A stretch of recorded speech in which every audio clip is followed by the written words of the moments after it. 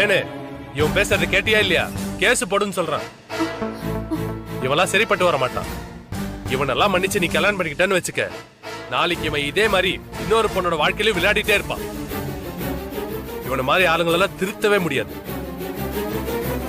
நான் போலீஸுக்கு போன் பண்ணி மறுபடியும் வந்து இவனை அரெஸ்ட் பண்ணிட்டு போக சொல்றேன்.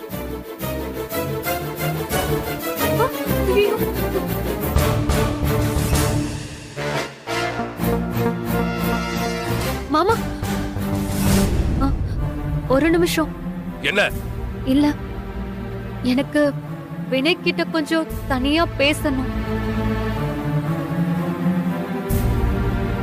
இவங்கிட்ட எல்லாம் என்ன தனியா பேசிக்கிட்ட? மாமா, பேசி பாக்குறேன், ஒத்துக்கிறாரான்னு பாப்போம். இல்லன்னா நீங்க கேஸ் போட்டுக்கோங்க ப்ளீஸ் மாமா. சரி, கூட்டிட்டு போய் பேசு. ஒத்துக்கிட்டா சரி, இல்லனா இவன் ஆயுசு முழுக்க ஜெயிலே களி தின்ற மாதிரி பண்ணிடுவேன். சரி மாமா. வா.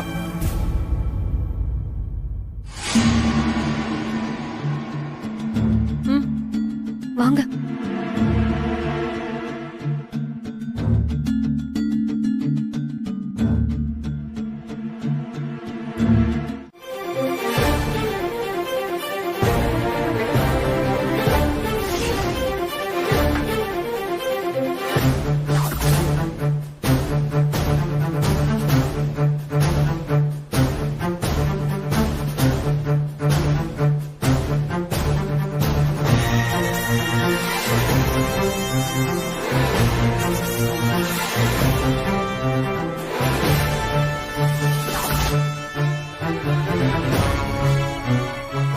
வினய் உன்கிட்ட தப்பா நடந்துக்கிட்டாருன்னு இந்த கற்பூரத்தை அடிச்சு சத்தியம் பண்ணு.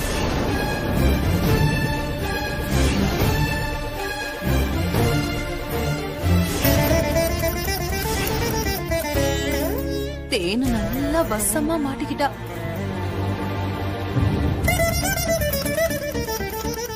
சொல்லு தேனு, வினய் உன்கிட்ட தப்பா நடந்துக்கிட்டாரா?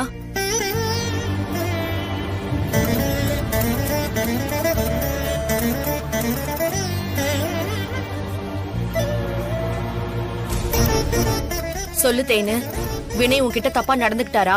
ஆமா, வினய் என்கிட்ட தப்பா நடந்துக்கிட்டாருதான், இது சத்தியம்.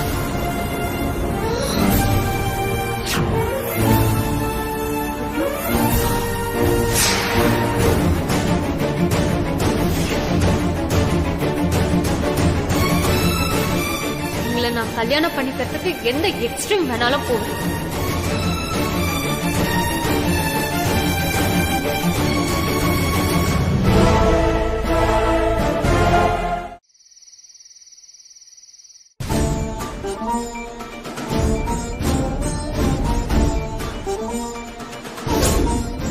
இதுக்கு மேலயும் நான் உங்களுக்கு மேட்ச் ஆனவ இல்ல, உனக்கு என்னை விட பெட்டரான ஆள் கிடைப்பான்னு நீங்க சொன்னீங்க.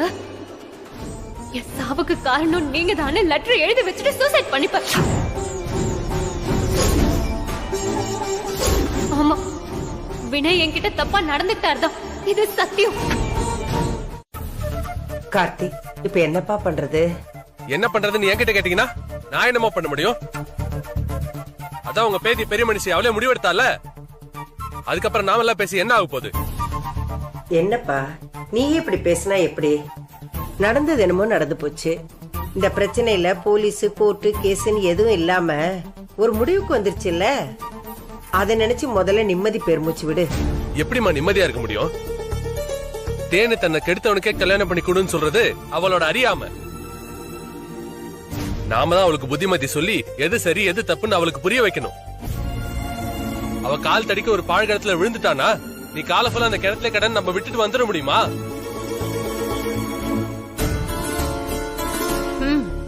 ஒரு பொண்ணு வெளியே போகும்போது அவளுக்கு பாதுகாப்பா ஒரு பையனை கூட அனுப்பி வச்சா அந்த பையனை அந்த பொண்ணு கிட்ட மிஸ்பிஹேவ் பண்ணிருக்கான்.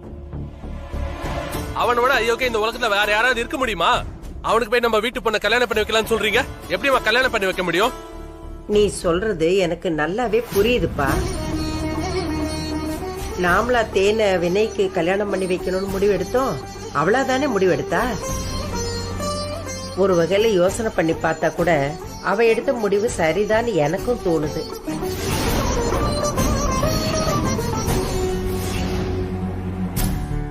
வினய் தப்பு பண்ணி இருந்தாலும் கோர்ட்டுல அவனுக்கு நாம தண்டனை வாங்கி கொடுத்தாலும் தேனுக்கு என்ன கிடைக்க போகுது?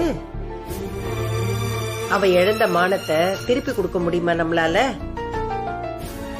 இது அவளோட எதிர்காலம். எந்த பிரச்சனை இல்லாம அமைச்சு கொடுக்கறோம்னு நாம உத்தரவாதம் கொடுக்க முடியுமா? சொல்லுப்பா. அதுக்காக ஒரு பொண்ணோட விருப்பமே இல்லாம அந்த பையன் அந்த பொண்ணு மேல கை வச்சுட்டானா அந்த பையனுக்கே அந்த பொண்ணு கட்டி வைக்கணும்னு சொல்றது எந்த விதத்துல நம்ம சரியா இருக்கும்? இதெல்லாம் ரொம்ப முட்டாள்தனமா இருக்குமா?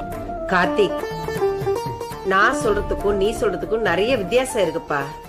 நான் வினைக்கு கட்டி கொடுக்கணுங்கிறதுக்காக தேனை வலுக்கட்டாயமா அவனுக்கு கட்டி கொடுக்கணும்னு சொல்லல. தேனு தான் தன்னை கெடுத்தவனை கல்யாணம் பண்ணிக்கணும்னு விரும்புறா. நமக்கு வேணா அவ சின்ன பொண்ணா இருக்கலாம், ஆனா அவ சட்டத்தை பொறுத்த வரைக்கும் அவ ஒரு மேஜர். அவ ஒரு முடிவெடுத்தா அதை நம்ம யாராலையும் தடுக்க முடியாது.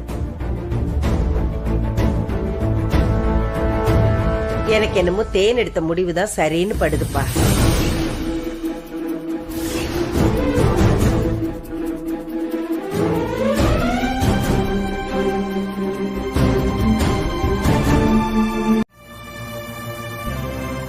பாத்தீங்களா மாப்ள, முந்திரி கொட்டை மாதிரி எல்லா விஷயத்திலயும் முந்திக்கிட்டு கத்துவா.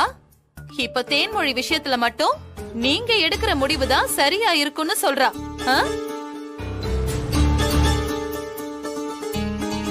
எதுக்காக இவ இப்படி சொல்றான்னு உங்களுக்கு புரியுதா? இவளுக்கு அந்த டிரைவர் பையன் மேல ஒரு கண்ணு. எப்படியாவது அந்த விக்ரம் பயலுக்கு அந்த டிரைவரை அப்பா வாக்கணும்னு கணக்கு போட்டுட்டு இருந்தா.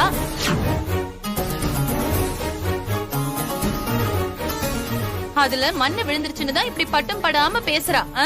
இங்க பாருங்க, தேவையில்லாம என்ன பத்தி பேசுனீங்கன்னா அவ்வளவுதான். நான் ஓரளவுக்கு தான் பொறுமையா இருப்பேன். ஏய், என்னடி என்ன பண்ணுவ? அப்படிதான் பேச வேண்டிய என்ன பண்ணுவ? உன் நெஞ்சு தொட்டு சொல்லு. அப்படி ஒரு ஆசை உன் மனசுக்குள்ள இல்லன்னு. நீங்க கொஞ்சம் அமைதியா இருங்க, நான் பேசிக்கிறேன். அதுக்கு எல்லாம் மாப்ள இவ இஷ்டம். ப்ளீஸ் அத்தை, போதும். இங்க பாருங்க மித்ரா, நானும் உங்களுக்கு கவனிச்சுட்டு தான் இருக்கேன். எப்பெல்லாம் வினய் சம்பந்தப்பட்ட பிரச்சனை இந்த வீட்டுக்கு வருதோ அப்பெல்லாம் நீங்க அவனுக்கு ஃபேவரா தான் பேசுறீங்க. அதனால அத்தைக்கு உங்க மேல டவுட் வருது. நீங்க ஏன் அப்படி நடந்துக்கிறீங்க? சார், நீங்க என்ன பத்தி இவ்ளோ சொன்னதுக்கு அப்புறம் நான் அமைதியா இருந்தா நல்லா இருக்காது. நான் எப்பவுமே யாருக்காகவும் பறிஞ்சு பேசுறது இல்ல. நியாயம் யார் பக்கம் இருக்கோ அவங்க பக்கம் தான் பேசுவேன். இப்பவும் என் மனசுக்கு உண்மைன்னு தோன்றதான் சொல்றேன். வினய் தேனு கிட்ட தப்பா நடந்திருக்க மாட்டாருன்னு உறுதியா நம்புறேன். நீங்க என்ன தப்பா நினைச்சாலும் நினைச்சிட்டு போங்க, இதுதான் உண்மை. பாத்தீங்களா மாப்ள, என்ன பேச வேண்டாம்னு சொன்னீங்களே, இப்ப இவ என்ன பேசுறான்னு பாத்தீங்களா? ஏய், என்னடி? அப்போ எங்க தேனு தான் தப்பு பண்ணான்னு சொல்றியா? அது எனக்கு தெரியல, ஆனா வினய் தப்பு பண்ணல. என்ன மித்ரா, நீயே இப்படி பேசுற? நீ தானே அவளை சாமி படத்துக்கு முன்னாடி கற்பூரத்தை அணைச்சு சத்தியம் பண்ணுன்னு சொன்ன. ஓ முன்னாடி தானே அவ சாமி படத்துக்கு முன்னாடி சத்தியம் பண்ணா. இவ்வளவு நடந்ததுக்கு அப்புறமும் இப்பவும் என்னமோ வினைக்கே சப்போர்ட் பண்ணிட்டு இருக்கிற. அப்போ என் பேத்தி தான் பொய் சத்தியம் பண்ணான்னு சொல்றியா? அம்மா, என் மனசுக்கு உண்மைன்னு தோணுனத சொன்னம்மா. போது மித்ரா, உன் பேச்சே மாறி போச்சு மித்ரா. கண்ணுக்கு தெரிஞ்சு அந்த வினைக்கே சப்போர்ட் பண்ண ஆரம்பிச்சுட்ட. இனிமே நீ இந்த விஷயத்துல பேச வேண்டாம், இத நாங்க பாத்துக்கிறோம், நீ போ.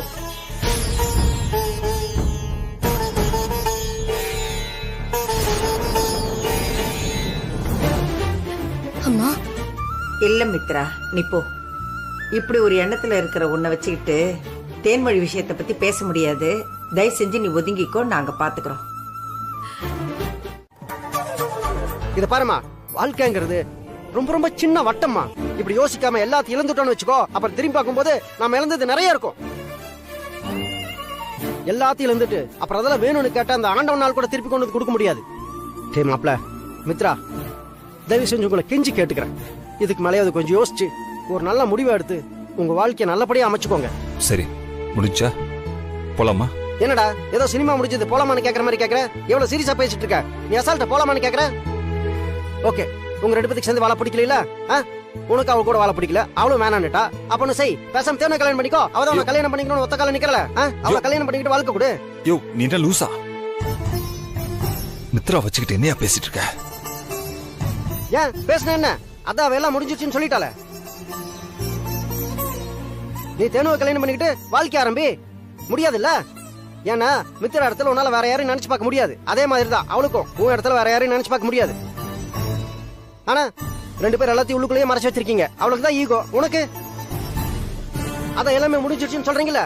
ரசமா அவளை டைவர்ஸ் பண்ணிருப்பா. நீங்க சொல்ற மாதிரி எல்லாமே முடிஞ்சிடும். நாங்களும் எல்லாம் முடிஞ்சிச்சு நிம்மதியா இருப்போம். ஏன்டா எங்களையும் நிம்மதியா இருக்க கூடாம நீங்களும் நிம்மதியா இல்லாம டார்ச்சர் பண்றீங்க? இப்போ உனக்கு என்ன பிரச்சனை? மாம்சே, இப்ப எதுக்கு நீ தேவையில்லாம டென்ஷன் ஆயிட்டு இருக்க? ஆமா, நாங்க 2 பேரும் தனித்தனியா இருக்கிறதுல உனக்கு என்ன பிரச்சனை? போ, நீ போய் வேலையை பாரு. யோ, நீயே கல்யாணம் பண்ணிக்காம வேஸ்டா தெரிஞ்சிட்டு இருக்க. நீ வந்து எங்க 2 பேருக்கு அட்வைஸ் பண்றியா? எங்களை நினைச்சு கவலைப்படாம நீ போய் வேலையை பாருப்போ. சரா, நான் போய் என் வேலையை பாக்குறேன். இவ்வளவு நாள் என் வேலையை பார்க்க வேடிக்கை பார்த்துட்டு இருந்த பாரு, அதான் இவ்வளவு தூரத்துக்கு கொண்டு வந்து நிறுத்திருக்கு. ஏன் தப்புடா? ஏதோ சின்னஞ்சிருச்சுங்க, நீங்களா புரிஞ்சுக்குவீங்க, இல்ல நான் அட்வைஸ் பண்ண கேட்டுப்பீங்கன்னு காத்துட்டு இருந்தேன் பாரு, அதான் எல்லாத்துக்கும் காரணம்.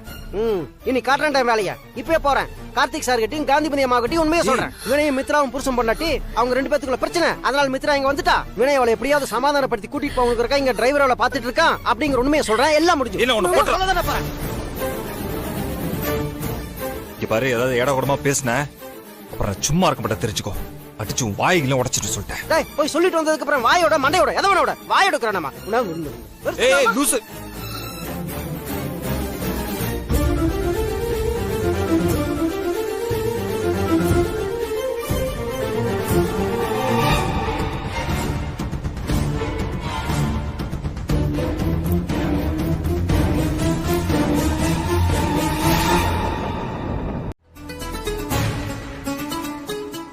உன்னோட சுயநலத்துக்காக ஒரு அப்பாவி பையன் மேல துடைக்க முடியாத பழிய போட்டிருக்க. இது தெரியாம பண்ண தப்பு இல்லம்மா, இது தெரிஞ்சே பண்ண பாவம். அது மட்டும் இல்லாம நீ பண்ண பாவத்துக்கு சாமியையும் துணைக்க கூப்பிட்டிருக்க.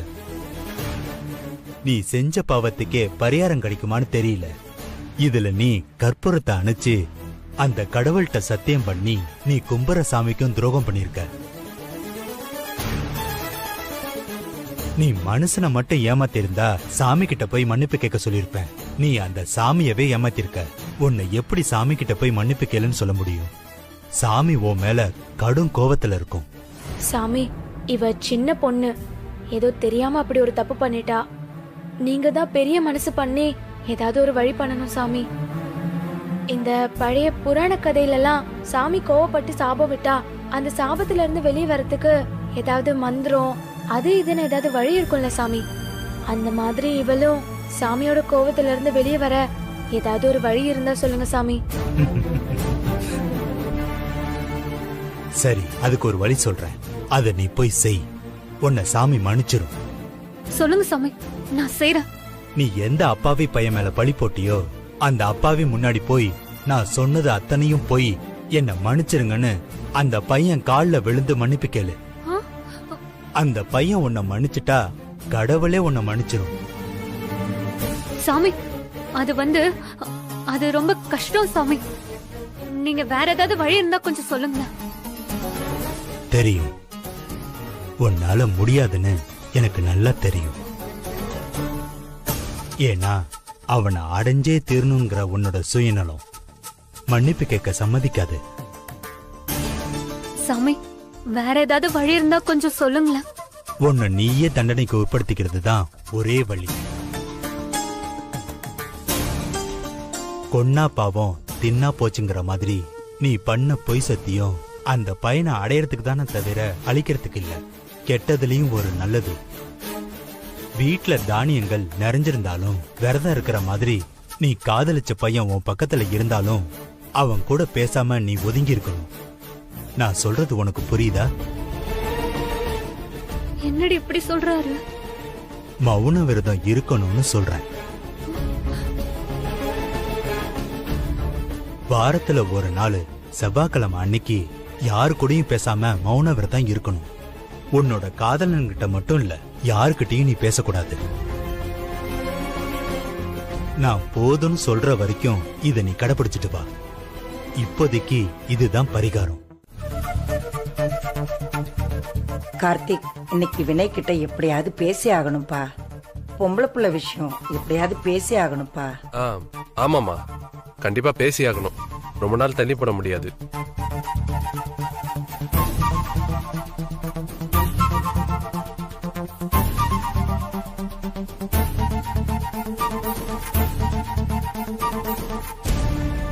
வாப்பா வினய், உன்னதான் எதிர்பார்த்து காத்துக்கிட்டு இருந்தோம். உட்காரு, உங்ககிட்ட கொஞ்சம் பேசணும். அட உட்காருன்னு சொல்றேன்ல, உட்காருப்பா.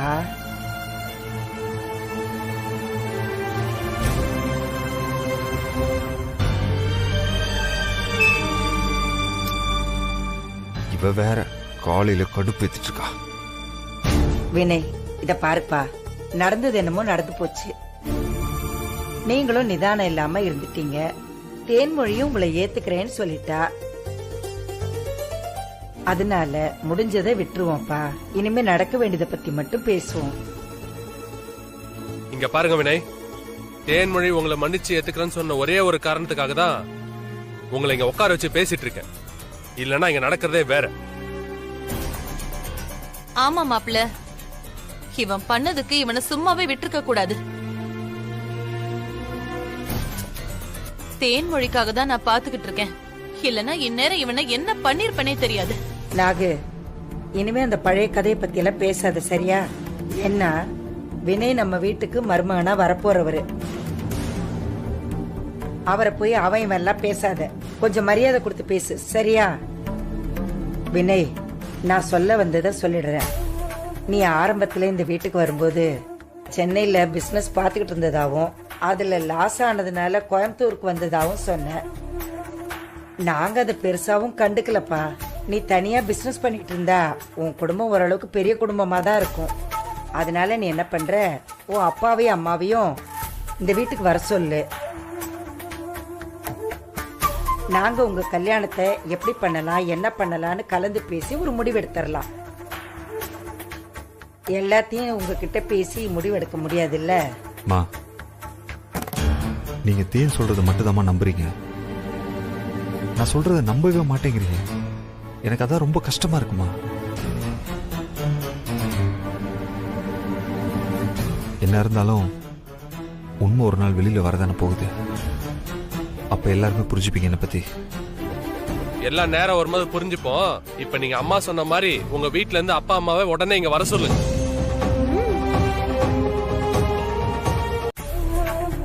சூப்பர்மேன், எதுக்கு புடிச்சு வச்ச கொழுக்கட்டை மாதிரி உம்மன்னு வரீங்க? எப்பவும் போல அரட்டை அடிச்சுட்டு ஜாலியா என்ஜாய் பண்ணிட்டு வர வேண்டியது தானே. என்னை எதுக்கு இப்ப மாமாவோ பாட்டியோ உங்க கூட அனுப்பி வச்சாங்க? புதுசா கல்யாணம் பண்ணிக்க போறோம், வெளியே இந்த மாதிரி தனியா போயிட்டு வந்தா நமக்குள்ள ஒரு நெருக்கம் வரும் தானே அனுப்பி வைக்கிறாங்க. நீங்க என்னடானா சண்டை கோழி மாதிரி முறைச்சிட்டே இருக்கீங்க. பசங்களா, நீங்களே பாருங்க, எங்களை பார்த்தா கல்யாணம் பண்ணிக்க போறவங்க மாதிரியா தெரியுது? அவர் ஃப்ரண்ட் சீட்லயும் நான் பேக் சீட்லயும். இதே என் ஃப்ரெண்ட்ஸ் பார்த்தாங்கன்னா அவ்வளவுதான், கலாய்ச்சே தள்ளிடுவாங்க. பசங்களா, சூப்பர்மேன் மித்ராக்கா கூட வரும்போதும் வாய் திறந்து பேசுவாரா, இல்ல இப்ப இருக்கிற மாதிரி உம்மனு வருவாரா? கொஞ்சம் வாய முட்டு சும்மா வரியா? சூப்பர்மேன், நீங்க தான் பேச மாட்டீங்க. பசங்க கிட்டயாவது பேசிட்டு இருக்கேனே. விக்ரம், வாய் திறந்து நீயாவது சொல்லுடா. தேனக்கா, மம்மி ஏன் இன்னைக்கு என் கூட வரல? சொல்லுங்க அக்கா, அம்மா ஏன் எங்களை ஸ்கூல்ல டிராப் பண்ண வரல? இத்தனை நாளா அவங்க தானே வந்தாங்க. விக்ரம், இப்பதானே சொல்லிட்டு வந்தேன், எனக்கும் சூப்பர்மேனுக்கும் மேரேஜ் நடக்க போதில்ல, அதனால எங்களுக்குள்ள ஒரு இது வரணும்னு மித்ராக்காக்கு பதிலா பாட்டி என்ன அனுப்பி வச்சிருக்காங்க. நான் சொல்றது உனக்கு புரியுதா? அப்போ மம்மி இனிமே வரமாட்டாங்களா? வரமாட்டாங்க. இனிமே சூப்பர்மேன் கூட கார்ல நான் மட்டும் தான் வருவேன். நான் தான் உங்களை ஸ்கூல்ல டிராப் பண்ணுவேன், ஈவினிங் வந்து உங்களை பிக்கப் பண்ணிப்பேன். மித்ராக்கா கிட்ட சேட்டை பண்ண மாதிரி என்கிட்ட சேட்டை பண்ண கூடாது, சரியா? நாங்க என்ன அப்படி சேட்டை பண்ணோம்? அது நீங்க மித்ராக்கா கிட்டயும் சூப்பர்மேன் கிட்டயும் உரிமை எடுத்து பழகுவீங்கல்ல, அந்த மாதிரி எல்லாம் இனிமே பழக கூடாது. மரியாதை கொடுக்கணும். நாங்க என்ன மரியாதை கொடுக்கணும்? டேய், சூப்பர்மேன் இது வரைக்கும் உங்களுக்கு வெறும் டிரைவர் தான். ஆனா இனிமே அப்படி கிடையாது, புரிஞ்சுதா? அது மட்டும் இல்ல, எனக்கும் அவருக்கும் கல்யாணம் முடிஞ்சதும் சரியா 10வது மாசம் உங்களை மாதிரி எங்களுக்கு ஒரு பாப்பா வரும். அந்த பாப்பா வந்துட்டா உங்களெல்லாம் அவர் அவாய்ட் பண்ணிட்டு அந்த பாப்பாவை தூக்கி வச்சுட்டே தான் கொஞ்சுவாரு. அதுக்குதான் அவர் வேலை சரியா இருக்கும். அந்த நேரம் நீங்க வந்து அங்கிள் கிங்கிள்னு வந்து நின்னீங்க, உங்களை கண்டுக்கவே மாட்டாரு, பாத்துக்கோங்க. அப்ப நீங்க அதை நினைச்சு ஃபீல் பண்ணுவீங்கல்ல, அதுக்காக தான் நான் இப்பவே சொல்றேன், டிஸ்டன்ஸ் வச்சு பழகணும், புரியுதா? ஏய் தேனு, உனக்கு கொஞ்சம் கூட அறிவே இல்லையா? சின்ன பசங்கிட்ட போய் இப்படி தப்பு தப்பா பேசிட்டு வர. நான் என்ன சூப்பர்மேன் இப்ப தப்பா பேசிட்டேன்? இந்த உலகத்துல நடக்கிற யதார்த்தத்தை தானே சொல்றேன். இங்க பாரு தேனு, சும்மா கடுப்பு ஏத்துற மாதிரி பேசிட்டு இருக்காத. ஏய் நீ எல்லாம் பேசாத, எல்லாம் உனக்கு மட்டும் தான் தெரியுங்கிற மாதிரி சதி திட்டம் போட்டுட்டு இருக்கியா? இங்க பாரு, நீ என்ன சதி திட்டம் போட்டாலும் அது என்கிட்ட நடக்காது. இத்தினுண்டா இருந்துகிட்டு என்ன காரியம் பண்ற நீ? நானே ஏதோ சின்ன பொண்ணா இருக்காளே, பதிலுக்கு பதில் நாமளும் பண்ணா பாவம் வாழ்க்கை தான் பாதிக்கு. நான் விலகி விலகி போயிட்டு இருக்கேன், என்னமோ ஓவரா எனக்கு குடைச்சல் கொடுத்துட்டே இருக்க. இங்க பாரு, இனிமேலாம் நான் ஐயோ பாவம்லாம் பார்க்க மாட்டேன், செவில்ல அப்படியே 2 இழுப்பு இழுத்துருவேன். என்ன வீட்டுல கல்யாணம் ஏற்பாடு பண்ணிட்டா உனக்கு எனக்கு கல்யாணம் ஆயிடுன்னு நினைச்சிட்டு இருக்கியா? அன்னைக்கு சொன்னதான் இன்னைக்கு நான் உனக்கு சொல்றேன். என் மனசுல ஒருத்தி இருக்கா, அவ கூட மட்டும்தான் என் வாழ்க்கை. அவளை தவிர இன்னொருத்தி என் கனவுல கூட நான் நினைச்சு பார்க்க மாட்டேன். ஏய் உன்னால என்ன பண்ண முடியுமோ போய் பண்ணு. என்ன கெடுத்துட்டானே உன் மாமா பாட்டிக்கிட்ட போய் சொல்லு, அவங்க கிட்டே உன்னை கல்யாணம் பண்ணிக்கிறதுக்கு போய் சம்மதம் வாங்கு, நிச்சயதார்த்தம் பண்ணு, பத்திரிக்கை அடி. ஏன் ஊரே கல்யாணத்துக்கு கூப்பிடு, அது பதிலா எனக்கு எந்த கவலையும் இல்ல. ஒண்ணு மட்டும் நல்லா தெரிஞ்சுக்கோ, கடைசியில மணமேடையில உட்காந்து உன் கழுத்துல நான் தாலி கட்டுவேன் மட்டும் நினைச்சு பார்க்காத. அது ஏன் சம்மதம் இருந்தா மட்டும்தான் நடக்கும். உன்னால என்ன பண்ண முடியுமோ நீ போய் பண்ணு. உன் கிரிமினல் வேலையெல்லாம் வேற யாருக்கிட்ட வச்சுக்கோ, புரியுதா?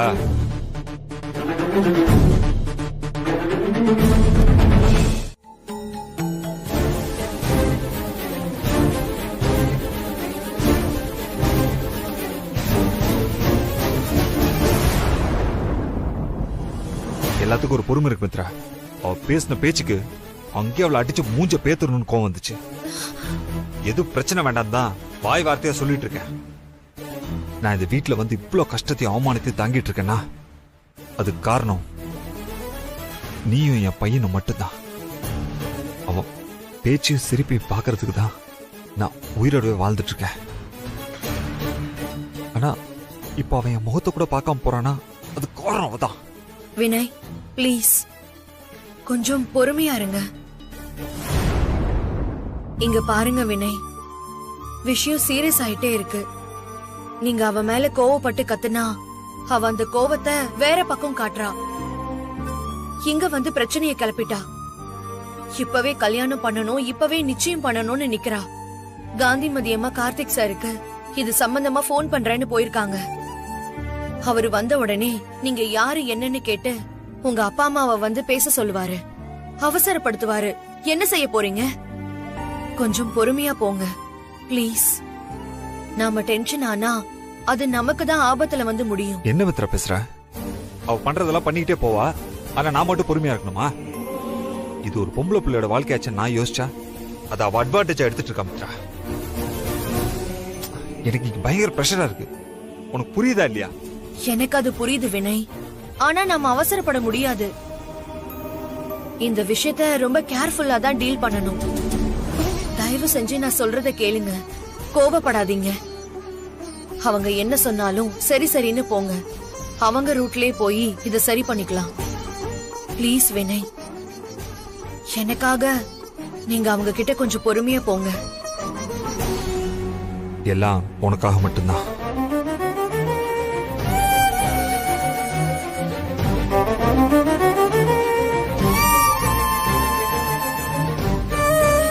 போய்கிட்டே இருப்பேன், புரிஞ்சுதா?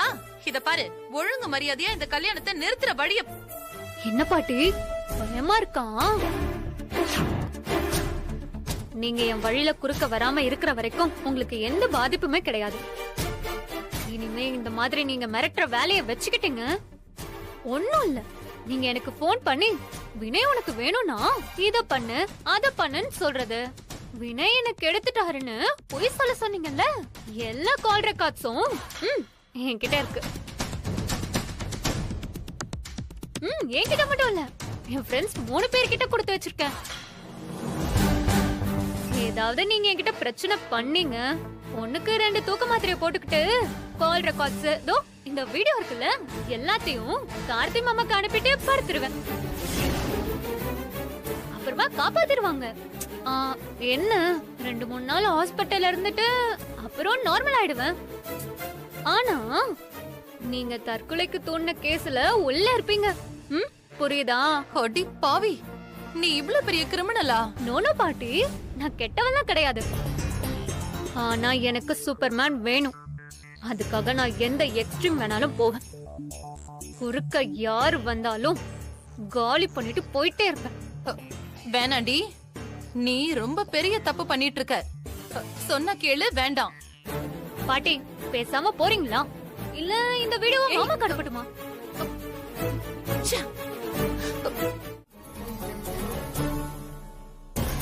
பசங்களுக்கு லஞ்ச் கொண்டு போயிருக்காரு சார். அவன் வந்ததும் அவன் லக்கேஜ் எல்லாம் எடுத்துட்டு இங்கேயே வந்து தங்கிட சொல்லுங்க.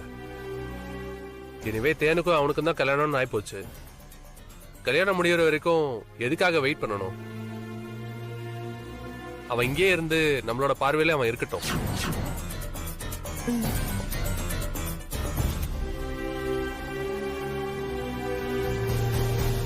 அம்மா, நீங்களும் அவங்க கிட்ட பேசுங்க. எவ்வளவு சீக்கிரம் முடியுமோ அவ்வளவு சீக்கிரம் அவன் பேரண்ட்ஸ் இங்க கூட்டிட்டு வர சொல்லுங்கம்மா. பாதிக்கப்பட்டது நாம தான். நாம சொல்றதுதான் அவன் கேட்கணும். அவன் ஆடுற ஆட்டத்துக்குலாம் நம்ம ஆட முடியாதுமா. சரிப்பா, நான் சொல்றேன். அம்மா, ஆபீஸ்ல ஒரு முக்கியமான மீட்டிங்க பாதியிலே விட்டுட்டு வந்திருக்கம்மா. அதை முடிச்சிட்டு வந்துடுறேன். வந்துட்டு நானும் வினய் கிட்ட பேசிடுறேன். நீ பயப்படாம இருத்தேன்னு நாங்க எல்லாரும் உனக்கு இருக்கோம். சரியா? நான் வரேன், போயிட்டு வரேம்மா. அப்பா கார்த்திக், மா சாப்பிட்டுட்டு போப்பா. இல்லம்மா, டைம் ஆயிருச்சு. நான் ஆபீஸ்லயே போய் பாத்துக்கிறேன். சரியா? நான் கிளம்புறேன். பை.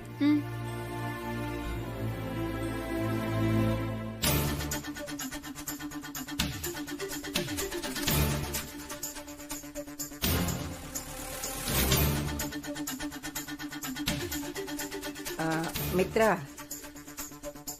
வினய்க்கு போன் பண்ணி வரும்போது துணிமணி எல்லாம் எடுத்துட்டு வர சொல்லி இங்கே தங்கிக்க சொல்லுமா.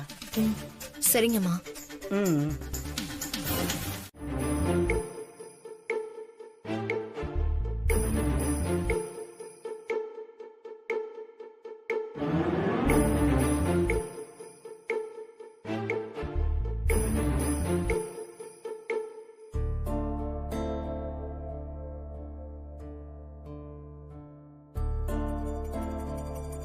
திமிருக்காரி எப்படி தூங்குறா பாரு.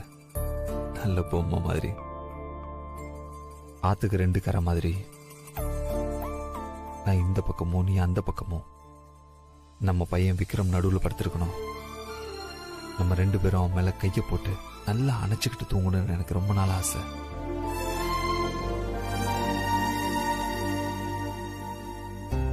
ஆனா நீ மட்டும் அவனை தனியா அவன் பக்கத்துல வச்சு படுத்திருக்க.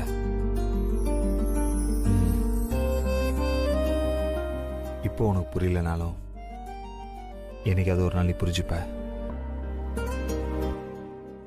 அது வரைக்கும் நான் காத்துட்டு இருப்பேன் மித்ரா.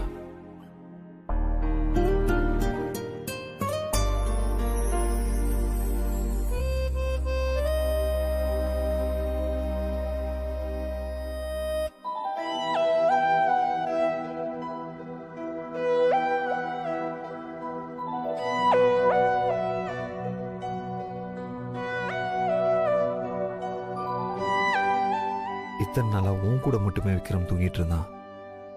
இன்னைக்கு என் கூட தூங்க போறான். அவனை கட்டி பிடிச்சிட்டு நான் சந்தோஷமா தூங்க போறேன்.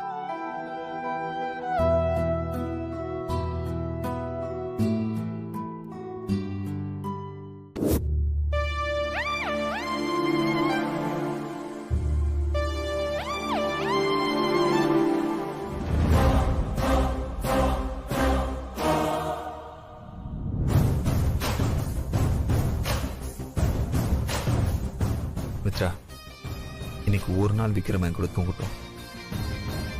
நீங்க தனியா தூங்க.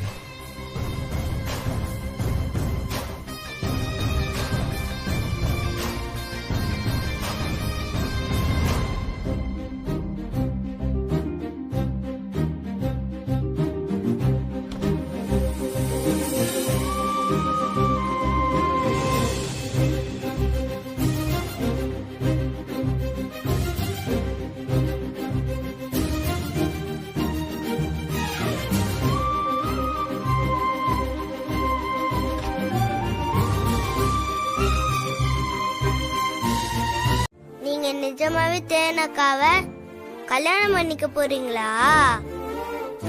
உங்களுக்கு குழந்தை பிறந்தா எங்களெல்லாம் பார்க்க மாட்டீங்களா? என்கிட்ட பேச மாட்டீங்களா? விக்ரம், அது சும்மா லுல்லுடா. நான் தேனக்காவை கல்யாணம் எல்லாம் பண்ணிக்க மாட்டேன். எல்லாரும் சும்மா பொய் சொல்றாங்க, அதை நீ நம்பாத, சரியா? விக்ரம், நான் தேனக்காவை கல்யாணம் பண்ணிக்கவும் மாட்டேன், எங்களுக்கு குழந்தையும் பிறக்காது, சரியா? ப்ராமிஸ்? ப்ராமிஸ்.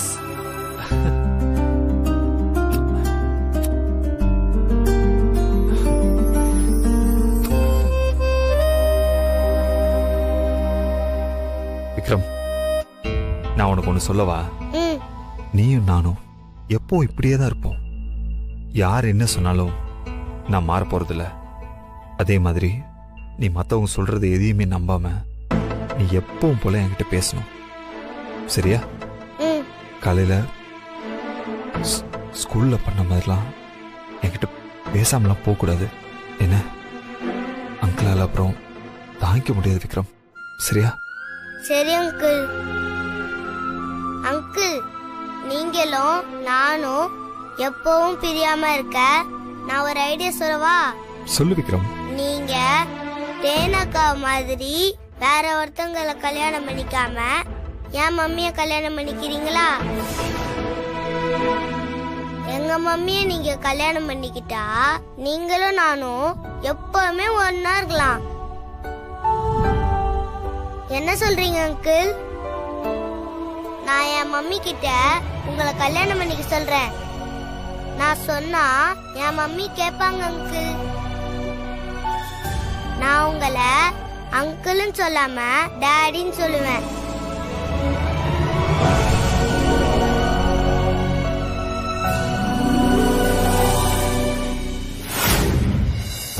ஏன் அங்கிள் அழுவுறீங்க?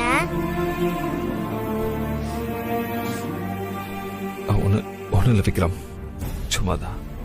இதே மாதிரிதான் மம்மி கிட்ட நான் வினய் அங்கிள நீ கல்யாணம் பண்ணிக்கிறேன்னு கேட்டப்போ உங்கள மாதிரியே அழுதாங்க. ஏன் அங்கிள் இத சொன்னா நீங்க ரெண்டு பேரும் அழுறீங்க?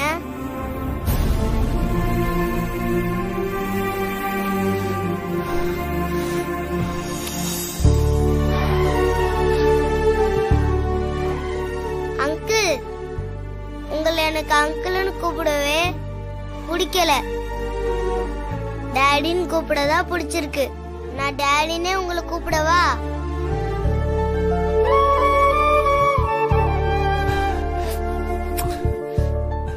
கூப்பிட்டுக்கோடா. Thanks uncle. மித்ராக்கா, சொல்றேன்னு தப்பா நினைச்சுக்காதீங்க. விக்ரம கொஞ்சம் கண்ட்ரோல் பண்ணி வைங்கக்கா. எப்ப பார்த்தாலும் வினய் கூட அட்டை மாதிரி ஒட்டிட்டு இருக்கான். எனக்கும் அவர் கூட பிரைவேட்டா டைம் ஸ்பெண்ட் பண்ணணும்னு அப்படின்ற ஆசையெல்லாம் இருக்கும்ல. விக்ரம் அதுக்கு ஸ்பேஸே கொடுக்க மாட்டேங்கிறான். இப்ப கூட பரவாயில்ல, கல்யாணத்துக்கு அப்புறம் அவன் இதே மாதிரி பண்ணிட்டு இருந்தா அவனுக்கும் கஷ்டம், எங்களுக்கும் கஷ்டம். அதனால இப்பவே கொஞ்சம் கொஞ்சமா அவனுக்கு சொல்லி புரிய வைங்க.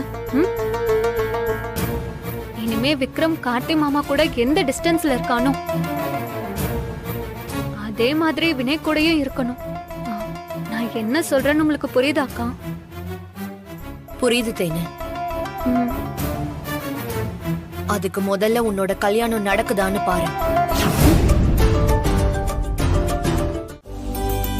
வாங்க தம்பி, என்ன வேணும்? மல்லிகை பூவா ரோசா? மல்லிப்பூல 4 முழம் கொடுங்க. தரம்பா.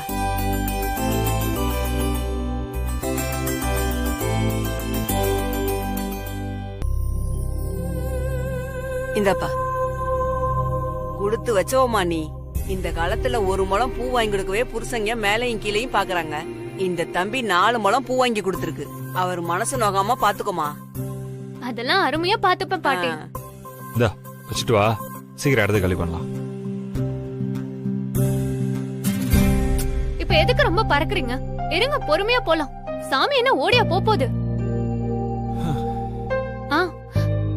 நீங்களே பூவ உங்க கையால என் தலையில வச்சு விடுங்க.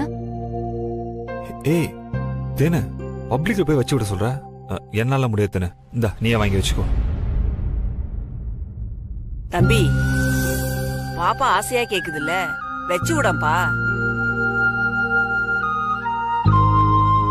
இந்த மாதிரி விஷயத்துக்கெல்லாம் புருஷங்க பொது இடம்னு பார்க்க கூடாது. பூவை வச்சு விடுங்க. வச்சு விடுங்க.